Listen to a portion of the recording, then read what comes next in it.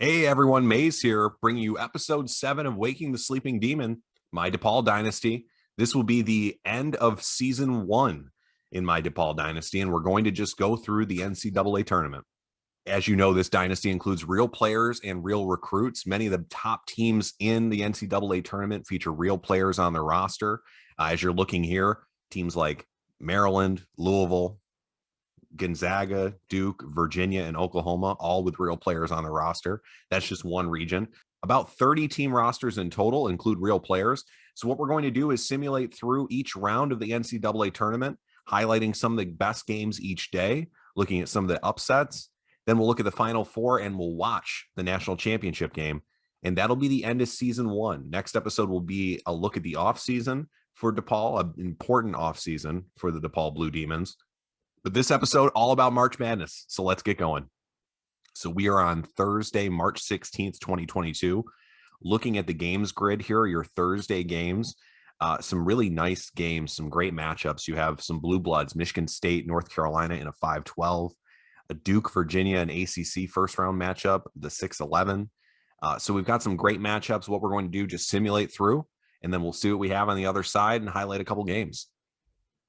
So no major upsets now through two regions. Both the Buffalo region and Indianapolis region were the ones that were simulated on Thursday. You see Arizona in the 5-12 beat Mississippi State. Not much of an upset considering Arizona's coming off a 20-win season. Mississippi State probably a little overrated this year. They had some good wins in non-conference that kind of helped to float their resume throughout the year. Biggest upset by far, Virginia.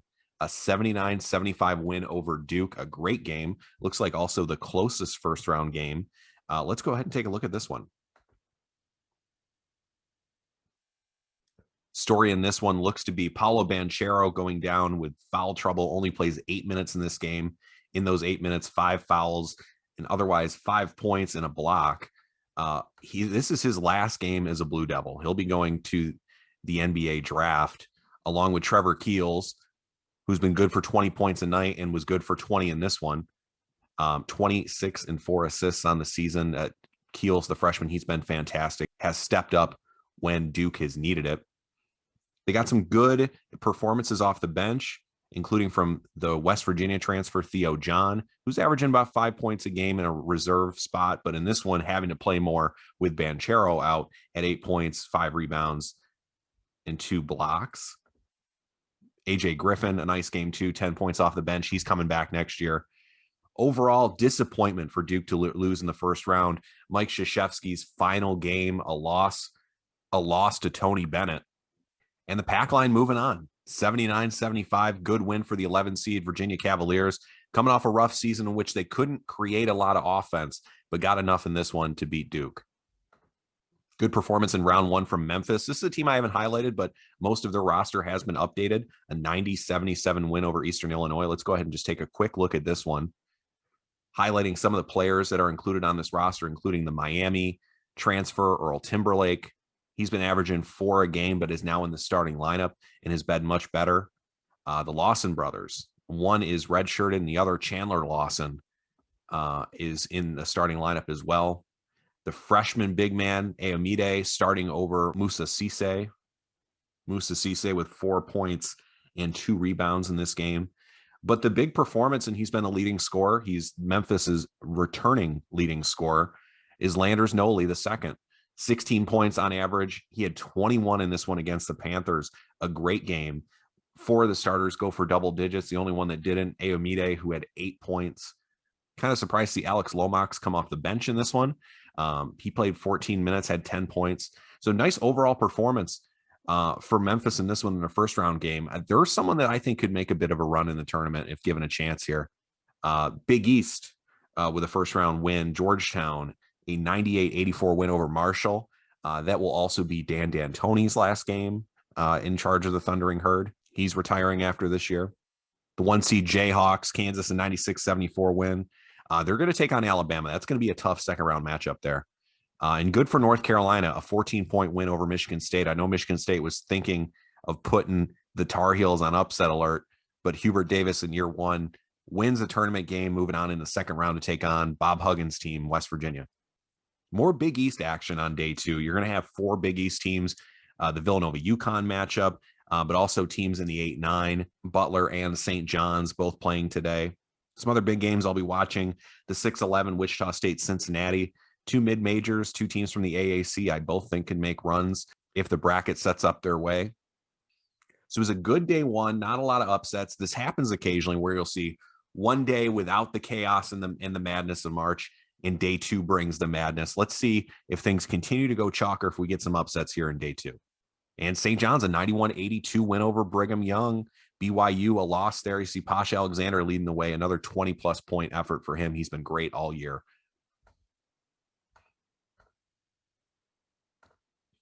And a look now at yesterday's games, 20-point win for Texas, a 30-point win for Ohio State, righting the wrongs of last year, winning a 2-15 matchup over Central Connecticut. Good for the Blue Devils to get back in the tourney. Villanova, 97-90 win over UConn. And again, looking like things are going pretty chalk. I do see one upset I want to highlight here. Let's move to the bracket. In the San Antonio region, Butler, an 85-75 win over Kansas State, beating Bruce Weber's team to take on Texas in round two. Butler, nice season, and that continues, a chance to make the Sweet 16 if they can upset the Longhorns.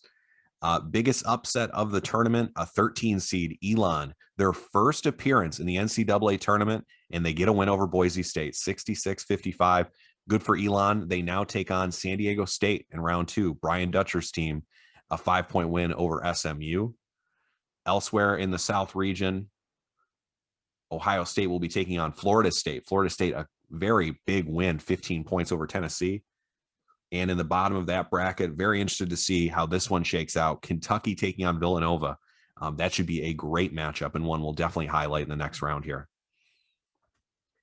And in the West region, played out in Boise, Florida St. John's in the second round, a Big Ten matchup. Michigan will take on Wisconsin. Each team's with good first round wins. Survives as a 2 seed. They'll be taking on Virginia Tech in the next round, who just got a massive win over Northwestern State. And Wichita State beating Cincinnati by 5, a great game. They'll now take on Indiana, who's coming off a 20-point win over Loyola. Loyola, no offense to speak of for Drew Valentine's team. And now Saturday of the first weekend, teams looking to earn an appearance in the Sweet 16. Got some great matchups, including Georgetown taking on Vanderbilt, North Carolina, West Virginia, Arizona taking on 4-seed VCU, and a great one in Virginia, Gonzaga. Should be some awesome games. Let's see how these ones play out. North Carolina, close win over West Virginia, 80-76. Armando Bacot, 12-6. The freshman, Dontrez Styles, who will be going to the NBA, a 17-point, 9-rebound, 5-assist game. Awesome game for North Carolina Styles. So of the 8 games on Saturday, only one instance in which the lower seed team beat the higher seed, and it's the 1 seed Gonzaga Bulldogs not making it out of the first weekend. A big disappointment. They were the number 3 overall team, a 3-point loss to Virginia. Cavaliers with a 25 and 10-point performance out of their center. Gonzaga, disappointing way to go out of the tournament. They'll be losing so much from this team. 5 players, all starters at one point for Gonzaga, will be going to the NBA next year. Anton Watson and Drew Timme, along with the best freshman in the country, Chet Holmgren. Tough matchup in this one. He really struggled. Only 7 points and 5 rebounds in this one. His minutes also limited due to foul trouble. Hunter Salas didn't play a lot of minutes this year in a reserve role, was kind of a 6th man, but did have some starts, and when he did was very important for Gonzaga.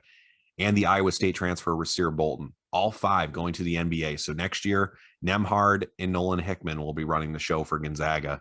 A tough loss in round 2. Virginia moving on.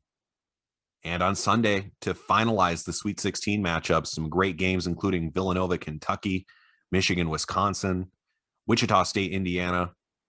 Maybe some upsets finally come. Maybe we just had to wait until Sunday. Let's see how this final day of the first weekend shakes out for the NCAA tournament. Michigan, a big win, 78-70 over Wisconsin, moving on to the Sweet 16. Let's see who's joining them. And some upsets to be had in the Sweet 16 already. Butler will be taking on Elon. Elon, a 5-point win They hold another team under 60 points. That defense continues to step up. A 64-59 win over San Diego State, and a big upset, a 20-point win for Butler. Let's see how they got it done against Texas. And it was the backcourt for the Bulldogs, a 31-point night for Harris and Taylor, and they shut down Askew and Ramey on the other end. Askew and Ramey only combining for 5 points in this one. Timmy Allen, who's had a nice year, had 18 points and 7 rebounds in this one, but not enough. They held Texas to shooting 37% from the field and only 22% from three. The Longhorns also 20 turnovers in this one, just some sloppy basketball. We saw some poor performances like this from the Longhorns during the season, but not many of them. This was a team didn't lose many games, weren't tested, but came up against a great defense in Butler, and the Bulldogs, a 20-point win, a massive upset of the number 1 seed Texas. And Villanova, a 10-point win over Kentucky, 80-70. That's after Villanova's 97-90 win in just an absolute shootout, a 7-point win over UConn. They follow that with a 10-point win over Kentucky. Let's see how they did it. And this one was all Colin Gillespie. Colin Gillespie with 27 points in 30 minutes. He shot 6 of 10 from 3. Wing Jermaine Samuels added 16. And Kentucky just with no answers to be able to keep pace. You know, when the shots are falling for Villanova, they're a tough team to beat, and they shot 45% from 3 in this game. The West Virginia transfer, Oscar Shibwa, got the start at center over the freshman Damian Collins. CJ Frederick started in this game as well. So Kentucky going with more of a upperclassman starting 5 just didn't work out for him in this one. A 10-point loss to Villanova in the Wildcats in the Sweet 16. And finally, out west, LSU, a 9-point win over Virginia Tech. Wichita State, an 11-point win over Indiana. Good message sent by the Shockers. They've had a great year. And a big upset. St. John's 66-64 over Florida. We'll see how they got it done, and they'll now be taking on Michigan in the Sweet 16. As he's done all year, Posh Alexander leads the way. He's the highest scoring player in this game with 17 points. Also added in 4 rebounds and 3 assists. Greg Williams Jr. was good for 7, 4, and 5. Isaiah Moore, 6 points, but 12 rebounds in this game. Did a great job against Colin Castleton. Castleton, this will be his last college game. And he struggled in this one, as did the Gators overall. You know, the Gators rely so much on the 3-point that when it's not falling, like it wasn't against St. John's, they really tend to struggle. They go 7 of 36, only 19%. A tough shooting night and a tough loss for the Gators, who now see St. John's storming to the Sweet 16. So our Sweet 16 is now set. We will get ready for games on Thursday. Second weekend games coming up. So on Thursday, the 23rd, 4 games in the Sweet 16. We start with Maryland VCU. Our nightcap, the battle for Tennessee. Nashville taking on Memphis when Vanderbilt takes on the 2-seed Tigers. Kansas, North Carolina, great battle of blue bloods in that one. And Oklahoma hoping to survive that pack line as they take on Virginia. And a big win for Vandy. Their great season continues. A good performance from Scottie Pippen Jr. And they'll be moving on to the Elite Eight. And let's see who's joining them after the Thursday's games.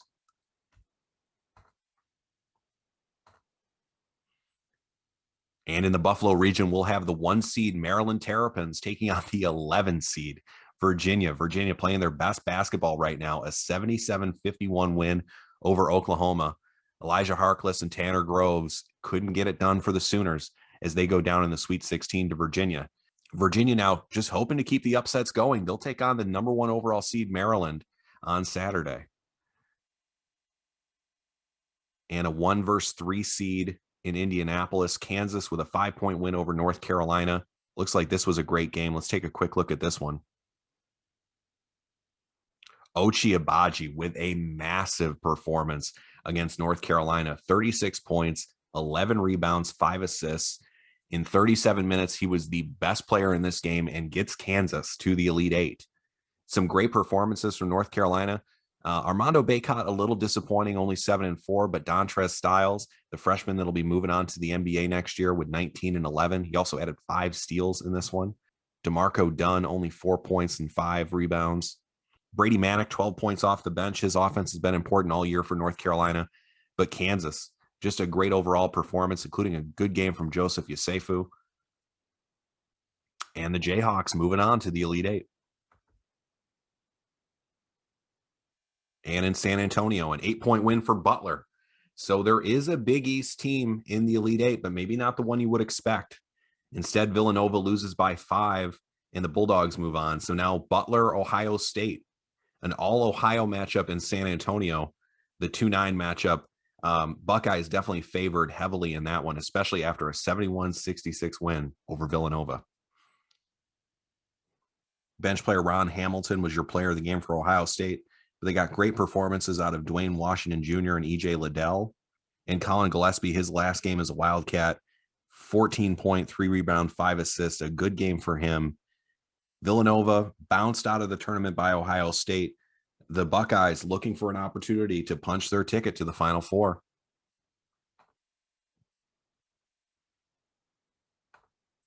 But it will start with 2 games on Saturday and then 2 on Sunday. The 2 on Saturday, Maryland taking on 11 seed Virginia, the number 1 overall seed Terrapins. And then in the Indy region, Kansas, led by the best player in the country, Ochai Agbaji, will be taking on Vanderbilt. They've got to get by Scottie Pippen Jr.'s team if they want to go to the Final Four. And Kansas moving on, 89-74, 15-point win. Dominant to move on to the Final Four. Good performance again from Ochai Agbaji, 27-8-8. Scottie Pippen with 18-2 to lead Vanderbilt. Your other Elite Eight game on Saturday was Maryland, Virginia, and the Terrapins, a 17-point win over Virginia. The Cavs' dream season comes to an end. Aaron Wiggins was big in this one, 26 points. Julian Reese, the freshman who will be moving on to the NBA, 12 points, 6 rebounds in this one. Dante Scott, quiet.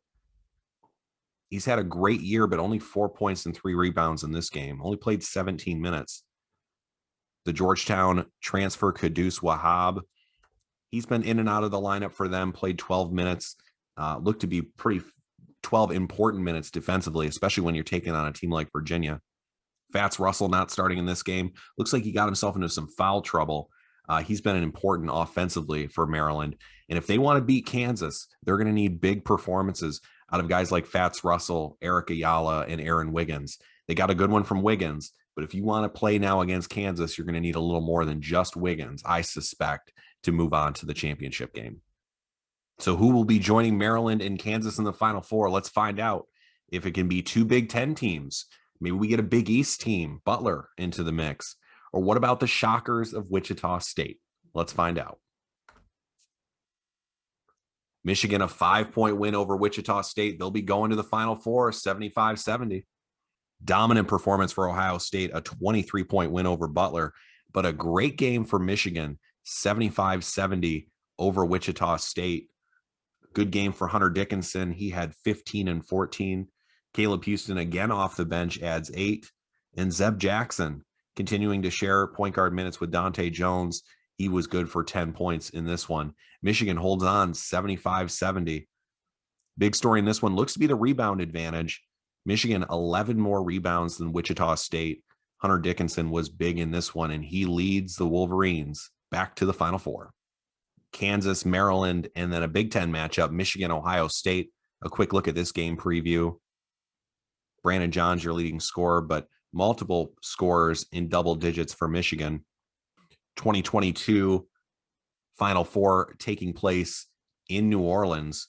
That's been a good place for Ohio State in the past, and they're going to be favored by 3.5 when they take on the Wolverines. No injuries in that game as well. That's good. Both teams at full strength. Same for Kansas and Maryland. No injuries to speak of. Best player in the country, likely your Norton winner, Ochai Agbaji, leading the way for Kansas. Aaron Wiggins and Eric Ayala returned to do exactly this for Maryland, get them back to the Final Four. Dante Scott also has been fantastic all year. Maryland, one of the leading scoring teams in the country, but coming up against a great defense in Kansas. We're getting 2 great matchups in the Final Four. All 4 teams full of real players on their rosters. All 4 teams next year thinking they could be competing for the Final Four, and they all made it. Now let's see and get into that championship game. And your championship game is set. Kansas, Michigan. The Jayhawks a 5-point win over Maryland. Michigan beat their rivals Ohio State in the game by 10, 76-66. And now we set up a matchup of potentially top 10 preseason teams getting a shot to play for the national championship. Kansas led by the player of the year in college basketball, Ochai Agbaji. Michigan coming in with a top recruiting class in the nation. High hopes for this season, Juwan Howard's third year. Let's see who now can win this national championship. A quick look at the preview. Jayhawks, Wolverines, line in this one 10.5 with Kansas favored in New Orleans. Been led by the best player in the country, Ochai Agbaji. Michigan, more of a group effort, relying on their big men, Brandon Johns and Hunter Dickinson. True freshmen, Caleb Houston and Musa Diabite. A transfer point guard, Devontae Jones, who's been great all year. Is that enough for Michigan to get past Kansas? Let's find out. And the Jayhawks, your 2022 national champion, 72-59 final. Let's take a look at the box score, our final box score of the 2022 season. Michigan, a tough shooting night, only 22% from three, 31% from the field. A bad night for them offensively, but it was the Jayhawk defense that shut them down, much like they did Maryland on Saturday. They follow it with another great defensive performance in the championship game. Jalen Wilson and Ochai Agbaji, they'll be heading to the NBA after this game, and they'll be doing so as national champions. And Agbaji, as he's done all year, had his best games and the biggest moments. 34 points, 6 rebound, 5 steal effort. He was fantastic against Eli Brooks and that Michigan backcourt. Overall, a fantastic season for Kansas. They likely will come in, especially if Agbaji and Wilson are back, as a top 5 team in the nation. Michigan, with that recruiting class, likely to come in as top 10. And if they find themselves in this final, I'm sure they'd take it. But it was a great game with Kansas coming out on top, 72-59. Your national champions, they'll be cutting down the nets in New Orleans. So that is all for season 1 of Waking the Sleeping Demon, but season 2 just around the corner. Next episode, we'll get to the award winners and to the offseason. Kansas, your national champion in year 1. And it was a great tournament. I hope you enjoyed it. Hope you enjoyed this episode. Make sure to like, comment, and subscribe. Hit that bell so you're the first to see new videos as soon as I drop them. Let me know in the comments what you thought of this year's NCAA tournament, how you think it will play out in real life versus how it played out in the game. That's all for episode 7. I'll talk to you soon.